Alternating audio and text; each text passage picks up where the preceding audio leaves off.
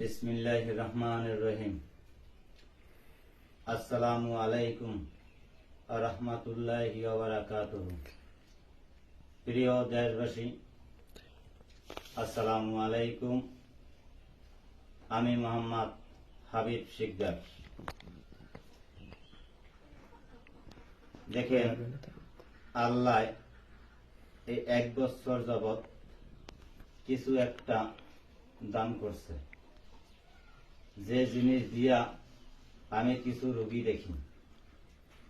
রোগীর বিবরণ হল প্যারালাইসিস, প্রতিবন্ধী, মাজা কোমর ব্যথা, চোখে সমস্যা, ছেলে মেয়ে বিবাহ বিরোধ, আনা এবং নেওয়া, সকল ধরনের কাজ আমি করি। জিন, শয়তান, ভূত ছাড়ানো হয়।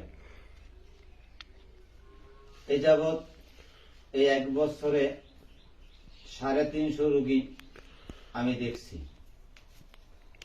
আল্লাহ রসুলের নামে কোনো একটা রোগী রিপিট আমার দুয়ারে কাজ হয় নাই, এরকম আশাবাদী নিয়া আমার দরজায় হাজির হয় নাই।